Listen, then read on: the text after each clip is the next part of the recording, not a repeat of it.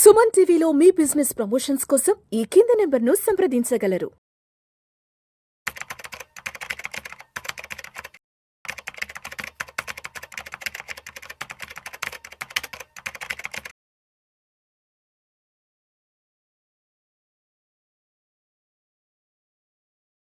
ప్రేక్షకులకి మీ రామచంద్రమూర్తి నమస్కారాలు.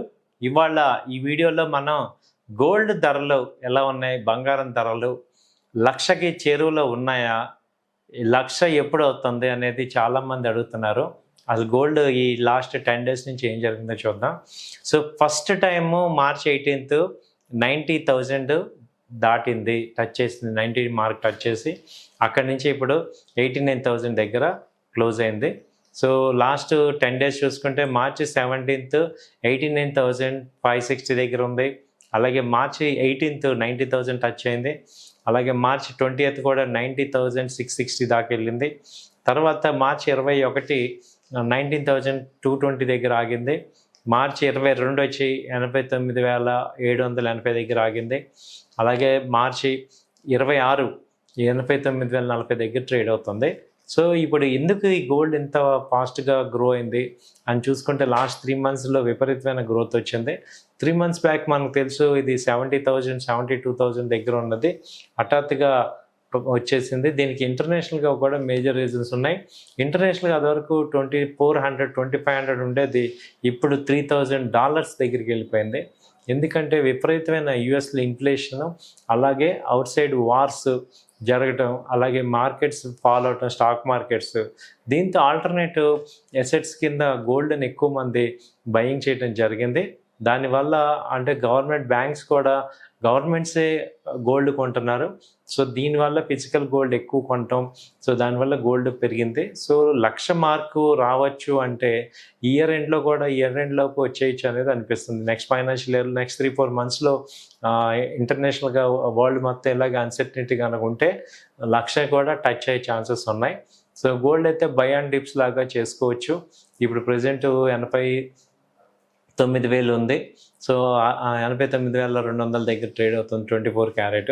సో ఈ రకంగా గోల్డ్ నెక్స్ట్ ఇప్పుడు ఏ రకంగా కిందకి వచ్చే అవకాశాలు ఎంతవరకు ఉన్నాయి అని చూసుకుంటే జస్ట్ ఒక 3,000 తగ్గే అవకాశాలు ఉన్నాయి తప్ప అంతకు మించి మేజర్ ఫాల్ అయితే ప్రజెంట్ అయితే కరెక్షన్ ఎక్స్పెక్ట్ చేయట్లేదు. వీక్లీ చార్ట్స్ అన్నీ కూడా గోల్డ్ మీద పాజిటివ్గానే ఉన్నాయి.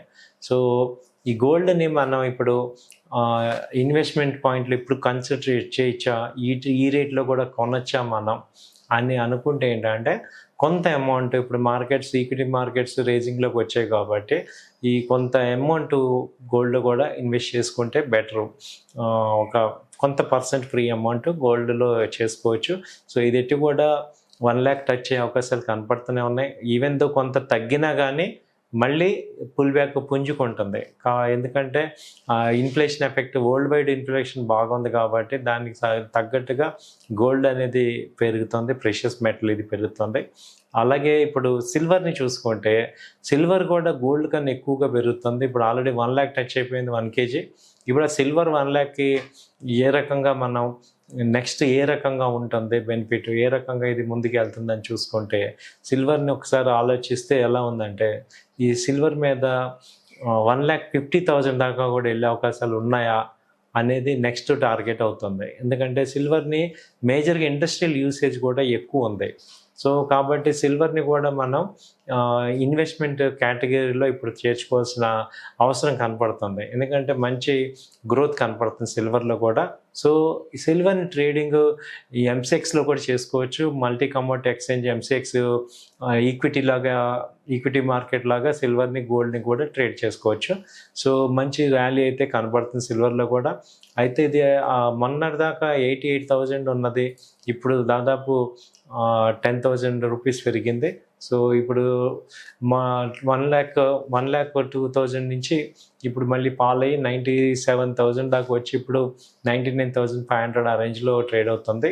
సో సిల్వర్ కూడా మంచి మూమెంట్ ఉంది కాబట్టి గోల్డ్ సిల్వర్ని మనం ఫోకస్ చేయొచ్చు. షార్ట్ టర్మ్ పాయింట్లో కూడా సిల్వర్ బీస్ ఉన్నాయి, అలాగే సిల్వర్ మ్యూచువల్ ఫండ్స్ ఉన్నాయి, గోల్డ్ ETFs ఉన్నాయి, గోల్డ్ బీస్ ఉన్నాయి. వీటన్నిటి ద్వారా మనం ఇది ఇన్వెస్ట్మెంట్ కింద మనం కన్సిడర్ చేసుకోవచ్చు. సో ఓవరాల్గా చూసుకుంటే ఏంటంటే ఇది బై అండ్ డిప్స్ లాగా చేసుకోవచ్చు.